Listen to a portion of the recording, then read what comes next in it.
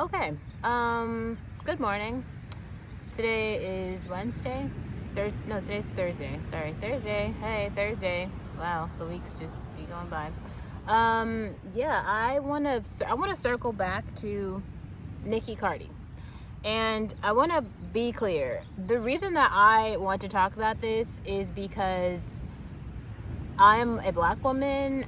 This whole channel is just about talking about black issues affecting black women, the black woman community. So female women who identify as black. And I feel like after everything that has come out and like hearing a little bit more, I've actually realized something. Neither of these women identifies as black. But so in terms of, there's like society in general, we're just talking about American society. Like American society definitely sees Nicki Minaj as black. American society sees Cardi B as Hispanic. So that's kind of, and then some members of the black community seem to see Cardi B as also black. I kind of see it the way that American society sees it, where like Nicki Minaj is black and then Cardi B is Hispanic. That's the way I see it, just in a very high level term. So like, let's start the conversation there. To me, I wanted to explore this conversation really just from racial group dynamics, because so many people from like the Hispanic community have come out and said things, and then people from the black community have come out and said things. And now I feel like this is actually starting a larger conversation about ethical morality, because so many things that came out yesterday just crossed the line of like however you identify racially, and then in terms of basically both of these women are trash. Except I also want to like make it very clear, like, to go back to the beginning of this conversation, I see Nicki Minaj as black. I see Cardi B as Hispanic. That is like, so in terms of like who I would support Nicki Minaj. I still think that Nicki Minaj is, in terms of like the art and the cultural significance that she's had, Nicki Minaj is like more important in terms of like, especially like the cultural significance. And I only got that really from that Fic video, because I also want to be clear. I am not a fan of Nicki Minaj nor Cardi B. Like, I don't listen to really either of their music. I think I've listened to 2 Cardi B songs though more. Like, I do like the song Money. That's a really good song. And then I understand the cultural impact of the music video WAP. So in terms of like Cardi B's cultural relevance, like those 2 things, I didn't miss it. Like, I definitely understand that. But okay, oh my God, it's kind of like so multi-layered. But in terms of maybe when I watched Fic's video, which you should definitely watch it to understand, like, I saw a bunch of things that Kiana Naomi did, which I talked about Kiana Naomi on this channel before. She's a black female YouTuber, kind of maybe in the fashion space. But so many things that she's done has been like ode to Nicki Minaj, like the pink wig, or like kind of the alter ego. And I guess that was maybe like Nicki Minaj for some of these women, it was like the first time they saw kind of a black girl doing that sort of stuff. I don't know, I guess. Like, though it's also strange because, like, Kiana Naomi, I think, is an art school girl, too. So she definitely has seen, like, the theater community. And I don't know if you needed to see, like, Nicki Minaj do that. But I don't know how to explain it. Like, I think that there's something about self-actualization that especially as a black woman, if you are able to self-actualize. And I think a lot of that probably has to come down to like identity, maybe culture, ethnicity, your parents, your friend group, your social class, like a lot of those different things, right? And so like for me, I've just always seen myself as like alts, right? Like I've never, maybe more like tomboy, like alts. Growing up, like as a very young girl, like in elementary school, I was very much so like super hyper feminine, just because my mom did the whole Barbie thing, you know, where try to just dress you up all the time. Oh, you're like my cute little princess sort of thing. So like I wasn't able to wear pants. I didn't have any pants in my wardrobe sort of thing. Anyway, but as I got older and, you know, I started to like find my voice a little bit, especially I started to like understand my sexuality, my attraction to men, things like that, you know. It's just like, and then I had my boyfriend sort of dress to their, you know, aesthetic or eye, just try to do things that are aesthetically pleasing for men.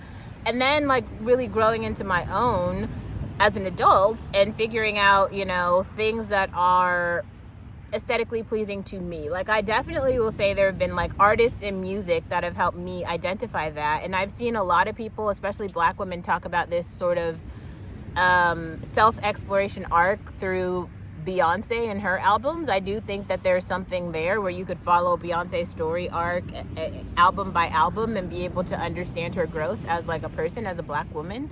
I definitely feel like Beyonce became interesting when Lemonade hit, and then Self-Titled.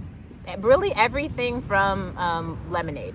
Lemonade to me was the first time Beyonce became interesting. That's when I became a Beyonce fan. Same thing goes for Taylor Swift. To me, Taylor Swift became interesting at Folklore. So that's like 6 albums in. Before that, I was not a Taylor Swift fan. So I want to be clear. Those are two. So 2 artists who are very mainstream, who are from like different sides of the fence. But like to also be very clear, like for myself, just for me personally, like when I was very young, like in elementary school, artists like Brandy, Maya, Monica. I've talked about this in the Tashi and the CD player video, which I will link if you haven't seen that. Really encourage you to see that. That was it. Like music can really help you find yourself. Ashanti was another person that was really cool. Actually, Ashanti did something too, and Christina Milian. Christina Milian, I mean, you might not even remember her for music, but she had like one album that came out, and it was just like when I was in high school, it came out. Like her and Cassie were kind of the 2 artists who were like playing in this lane. But if you were like a high school girly, like just getting into like makeup and fashion, all the makeup artists, the men, the gay men, the women, everybody was like slapping this like Christina Milian album, and it was all the hype at the MAC counter. It's hard to describe, but it was like a thing. Maybe you just had to be there. And she had like the music videos and like this lipstick, and it was like she was like such a cool girl. Super, super cool girl. But then even as I started to get older and kind of understand life, I think more albums like Brand New Eyes by Paramore, that was a really critical one for me. Paramore Self-Titled. I think if you were like going from the stage of like adolescence to adulthood, I think that those 2 albums, like Brand New Eyes and then Self-Titled, the Paramore album, they really talk about like growing up, society, being an adult, ethics, like understanding relationship drama, losing friends, how hard, like all of those things have been heavily unpacked there. And there were like, it was a time, I feel like a lot of us were like going through that together. Maybe you just had to be there. And I think that that's something about like Americana also that's like kind of really specific. And I think also if you were there, you probably also see the Adele arc. I think Adele did this extremely well. I just think that Adele's life is kind of like sheltered and boring. But if you're just talking about simply aging as a female adult, Adele has like 19, 21, 25, 30. These are albums that unpack really feelings and sort of self-discovery things that she was going through in each of those periods and put them in a soundtrack. And like a lot of women have been there for that journey, even Black women. Especially I've seen a lot of Habesha women kind of quote Adele through this. So those are a couple artists you could think about if you're trying to understand, well, I'm interested in pop culture and I'm interested in music, and I too want to have like a moment of reflection. So at no point though, or even when I was younger, like maybe in middle school or like just beginning high school, I think Gwen Stefani, when she branched out of No Doubt, and even really No Doubt, that was like a really cool alt girl. This girl that I knew, Gloria, really liked Gwen Stefani and kind of put me on to her things. Like Gwen Stefani and her arc from No Doubt to her independent album, that's a really nice path to follow as well, where she goes through self-exploration and kind of like womanhood, self-discovery, like Holla Back Girl, Rich Girl. Like there were like a lot of moments that were really important to pop culture. I also think a lot of like the country pop girls, there's some country pop girls who you could probably go follow, like some of the ones coming up in Nashville. I can try to go find like a list, but some of them have also done a pretty good job of like doing this. Like, I think like Morgan Wallen's ex, I posted that thing, the song that she did that was like, I'm not pretty. What is her name? I'll put the video in the description box. But like, that project has some pretty nice tracks on it.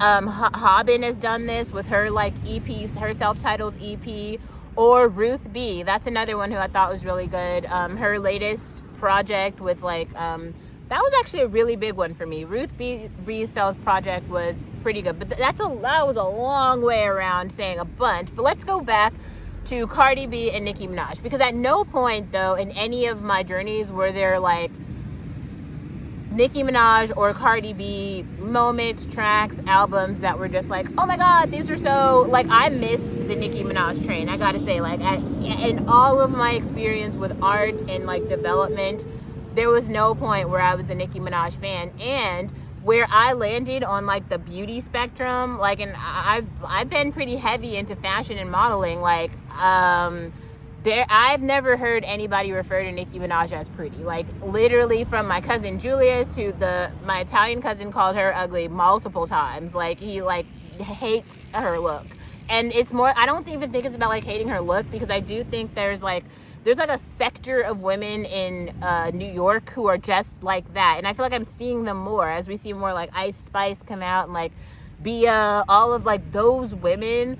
There are sectors of men, and I don't know if this is just like the way that I grew up or something, that find those women like so unattractive that like they've made it known to me that these women are despicable. So I don't know, maybe it's just how I was cultured or how I was raised or something, but like I haven't heard anybody be like, oh my god, Nicki Minaj is pretty. But then, so it was very strange for Nicki Minaj to come out and be like, I'm a Barbie, and then doing all these things with Ice Spice, I'm a Barbie or something. Maybe the Barbiness is just about having makeup or something, or buying weaves and hair. I don't know.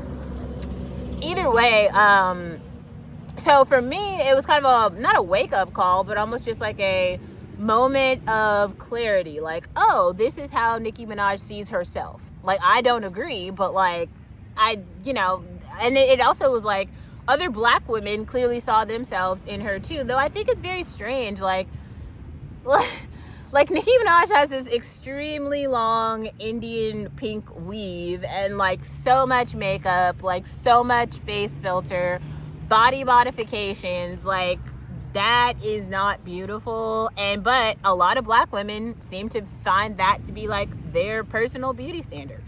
And I've heard many a men from all races call them ugly too. I don't know. I'm not a man, right? Like, I'm not personally attracted to what those women are doing. I don't find it aesthetically pleasing. I kind of find it repulsive, but at the same time, there's so many women who are like, that is their beauty goal in life. And who am I to like, well, not who am I, I'm Olivia, but like, yeah, I am saying I don't find that attractive or appealing. And I know that there's like a very large percentage of people who agree with me. It's like, how I was raised, that is just not the vibe. So then let's like take it back to the other side though, because the Cardi B of it all. I mean, at no point, like, when all these like red pill men are coming out and being like, yeah, being an OnlyFans whore is like not really the way. Like, we don't find that to be the epitome of like female beauty. Like, this is not the vibe. The men who are purchasing and who are like thirsting for Cardi B are like Offset. And I feel like we literally just heard even Offset come out on an interview. Like, really recently I heard this. He was like, none of my baby mamas have ever leveled up. And he was even referring to Cardi B. He was like, none of them. None of them have ever like elevated. And I want to be very clear. I thought I heard what is his name? Oh my gosh, I will put the interview in the description box, but I don't know if he's a comedian or a social activist, whatever he is, but a lot of you guys know who I'm talking about. Is it Clarence White or something? Charleston White. So Charleston White did an interview where he was describing the difference between like a whore and a woman or something, right? And this other guy was trying to like debate him on it and like explain it. But like, if you like, Cardi B did have quite a lot of mixtapes before her main stuff came out, right? But like, I think people are like really downplaying the type of stripper that Cardi B was. Like, she's vocally come out and told you guys how she's like robbed from men, stolen from men, drugged men to take their money. Like, she is not sitting here being this like how do you say, morally just person who is like in need of some sort of like there ain't nothing holy about Cardi B. That's the strange part about it. So it's like the pot calling the kettle black here. It's like both of y'all women are trash. I don't even there's no argument to be made. The only argument that could be made is something about the Hispanic community versus the black community. That is the crux of the conversation. And it's refreshing to hear other black women see what Nicki Minaj did and be like, I actually can't even support this shit. This is like crazy. Like, what the fuck is wrong with her? Like, she like, I don't even know how, like, I don't know where in your world you like you could come out and like your slur against another adult would be like attacking their children. Like, it's a whole other I mean, I don't know. I guess like you could just say the other thing too, because I've also said I thought that like DDG and Haley's baby is like very strange looking. Rihanna's baby as well. Like, these are just, it kind of looks like some chromosomes are missing there. Like, I haven't really seen babies in life that look like that. Like, when you got a small head like that, it's typically like a chromosomal deficiency. Like, that's what I've seen. It's the Down syndrome babies, but I'm not like trying to like axe or whatever, have the Navy come for me. But I think that if you look at pictures of like what fully developed healthy babies look like, and then what those babies look like, and those toddlers, because they're a little bit older now, there's something there. So I do think it's like, I'm not saying it's fair game, but for like Nicki Minaj to have opinions about the way that Cardi B's children look is like a feeling that she can have. But I've seen images of those children. They look perfectly healthy to me. So I don't know. They don't look like monkeys. And she called them monkeys. So I was just like, oh, okay. So she just like hates those children. But then there's other things that are weird. And these are the two things that I like want to talk about that were said. Let's start. So we can start with what Nicki Minaj says. She says, "Dear culture vulture, your mom is pregnant with another monkey to her litter. The gag is she was jealous of baby boy simply because his hair was longer than the four of you bald monkeys put together." I don't even know. I don't really understand what that means. There's definitely some critique to have for, you know, Cardi B and her baby mamaness with Stefan Blooby Bloop. Like, there's a whole conversation around degeneracy to have around that. That's fair. There's a whole other thing with a baby and some hair, though. Like, I don't, like, most babies are bald.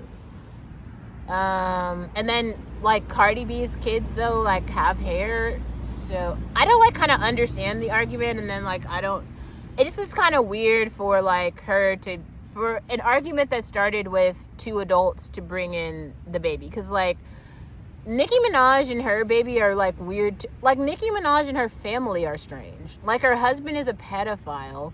It seems like from other things I read, like, she's, like, okay, like, I'm going to actually read this aloud. This is what she says. So someone basically quote tweeted this and said, "All jokes aside, this is a mental health crisis in all seriousness." So she says, this is Nicki Minaj who wrote this. And it looks like she wrote this today or yesterday. "Touch not my anointed and do my prophets no harm. The problem is they didn't know I was a prophet because they look at the outside and God knows the heart. So everything they did to me was a direct violation of the kingdom of God. Now they have to reap it with interest. Funny thing is, do you want to know who else is a prophet? Papa Bear. An even better prophet than Mama. He's been saying amen in Jesus for a long time. His purity is what did them in. There are things I don't say that they tried. One lift of his little hand rebuked and sent back to sender. He protected his father. They are now in the first phase of grief, denial. They know they're done and they just don't want to be. Have your way now, Holy Spirit." You see what I was talking about, like the very strange hypocritical Christians? It's shit like this it's just like so weird. I don't think it's strange for you to find a real, like, deep meaning in the relationship and the life of your child. That's normal. But to me, it's strange because she's like seeing God in her child, but then she's like calling her child the God. But then it's not even just that, like whatever sort of worship that she feels for her children, I suppose, but she's taking that worship and projecting it out onto other people, saying like, you did this to me and you did this to me. Like, we live in one society, so that means that like you are going to have to interact with like other people in the world, even if you don't want to, even if you don't like them. Like, a part of being alive is you like interacting with the other people. So especially being a public figure, you have to know that like other people are going to have negative things to say about you. Like, that's a normal part of being alive. Why are you bringing an infant into this? Like, the baby God or Jesus or something is not your son. And also, like, what the fuck does he have to, like, this does sound like a mental health crisis. And like, yes, Nicki should get help for that. But then let's go to the other part that I thought was really fucking strange. Like, it was Cardi B's response, which was like not better. It was like just as bad. So Cardi says, "Dear Onika, Tanya, Mirage, this is my last time responding to you because this is past Twitter now. I also agree, these women have like serious beef with each other. I gotta see you, but first I'm gonna tell you the truth. You said out of your own mouth that the little girl in you hasn't forgiven your mother yet, and that's because your mom used to stay silent when your dad used to touch you every time he did the crack pipe. Okay. Now, I know you experienced a lot of trauma and abuse, but drugs is not going to help you. You need to go to therapy now. I'm going to let you know this today. Your husband is not stopping you from your actions because he lets you do drugs all day to numb so he can max out your credit card. Yeah, you think I don't know? Those queens, niggas that you let in your house every time. Wait, let's go back. So, sorry, I'm trying to like read. She said that you let in your house every time. You need to kick them out. They be coming and spilling your tea in the hood. But I'm going to be the realest person to ever tell you. You need to get help. You need to heal that trauma. You always come in at people every time you see them happy because you have so much trauma and pain that you want to put it on others. Your fans are going to gas you up while you literally lose your goddamn mind. You have no friends, no family, just that man in your house that let you do drugs till you pass out so he can spend your money and buy the hood chains. I'm not throwing away my career and my endorsements, going back and forth with words with a possessed drug addict. I'll see you when I see you. Now, I think that, like, a part of that is almost like Cardi wanting to sound holier than thou. The reality is it's not holier than thou. The fact that, like, Cardi knows this much about Nicki's life, and whoever, like, this is what I mean about, like, goons, like, ops, sort of, like, hood gossip, right? Like, there's nothing worse than a poor black man, because he will stay in somebody else's business, especially, the poor black men are the pussy police. And I feel like that is who is, like, sitting here telling this about this to this person. Like, how the fuck does Cardi know all of this about Nicki Minaj anyway? Like, first of like, why are you all in her grill like this? That I genuinely want to know, because it sounds like y'all are not close friends. So it's not like Nicki is coming to you expressing that these things are happening in her life. So it's not that. Instead, it is literally you hiring people or really instigating into what's going on in her life just so that you can know. And, like, why do you want to know? If all of that stuff about Nicki is true, and I do think that Nicki is an actual drug addict, I believe that that's true. I actually think that everything that Cardi B said is true. The reality is, though, like, what is it to you? Like, why does this matter to you? Maybe she is really saying, I want you to get help. But then she's like, I'm not going to ruin my career over this, like, Twitter beef. Well, Cardi B has done way more than that. She was just on trial for throwing a bottle at a fan on stage. There's been multiple times when she's put hits out on, I guess, fans or ex-fans for saying something about her and literally making death threats to them. If all that stuff wasn't going to get her canceled, there is nothing that will. She could literally do anything. She could run a ditty right now and go shoot somebody, shoot Nicki Minaj probably, and put out another album and go back on the Call Her Daddy podcast. Like, nothing is going to cancel her, and nothing is going to cancel Nicki Minaj. They're not going to be canceled. It's more about other people deciding kind of like, who do you support? Like, what do you want to hear the music or not? Kind of like, what is it that is holding value to you? Because it ain't about morality. Like, none of these women are, like, moral. This is not a morality question. Like, both of them are extremely immoral. Both of them are wrong. Both of them are petty. Both of them need therapy. Everybody in this situation needs therapy. Both of these women are, like, hood tragic. Okay? And I'm not even saying that as some person who has, like, all their shit together, because I certainly don't. That is not what I'm saying. What I am saying, though, is that, like, nobody's winning in this, like, argument. The argument isn't won. They're, like, kind of both losing. And then they're, like, both losing and, like, propagating the loss. That's what's, like, very fucking weird. And then it kind of feels like nobody is getting the help. It would be different if Cardi was like, yeah, I went to go solve all of my problems. Therefore, I'm now in this healed place coming to you to try to get you to solve your problem. But that isn't the case. Like, she's fucked up too, sitting here telling somebody else, like, but you're fucked up. Like, the pot calling the kettle black, you see? But I think, to go back, I still think that there's, like, not even just merit, but there's some benefit to pushing this conversation forward. Because I have literally seen a bunch of black women specifically see the way that Cardi or Nicki Minaj acted, behaved, and said, I'm removing Nicki Minaj's music from my library. I can't support this. I am unfollowing her on all social media platforms. What she said was offensive to me as a person, therefore I can no longer support this. That came from this. And I feel like there are other women on the other side who may have seen something in Cardi B where they felt like, ooh, I actually don't like this, or actually, ooh, I do support this. Like, I think that there were certain things about, like, Nicki Minaj's childhood trauma and, like, airing that out publicly, it didn't help Cardi B. Nicki Minaj talking about culture and her children, that didn't help Nicki Minaj. Like, all of this was coming from a place of hurt. Hurt people. And I think this is just a really good public example of hurt people, but also, like, just as members of this society, especially, like, members of the black female community, make a fucking choice, because, like, this is serious. Like, this is the Chris Brown situation.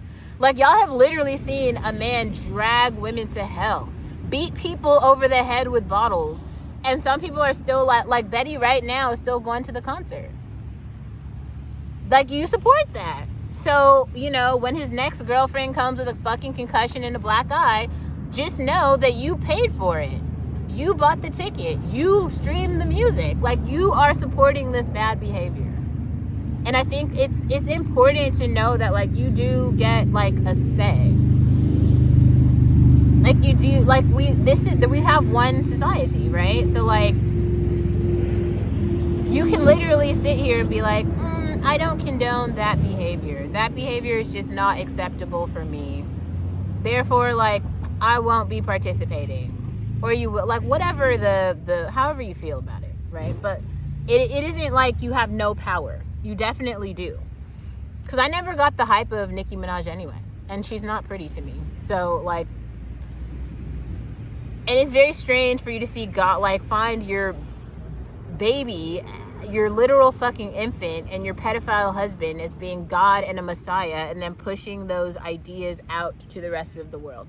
Something, though, that would probably be interesting out of all of this, in terms of, like, pop culture, maybe those women should get, like, a pop cast, where they are on different sides of the world, like, not together in the same room, but on, like, some stream or something where they just go back and forth about issues. Because I honestly feel like Cardi B is a spokesperson for the Hispanic community, and Nicki Minaj is a spokesperson for the black community, and these communities have, like, issues that are not resolved, right? Like, There's all of this other things. It sounds like, you know, maybe a Catholic versus a Christian sort of. There's all of these differences between those women can be unpacked from this situation, and I think that it should be used as such. Long way around, but that was like heavy on my mind, so I wanted to talk about that.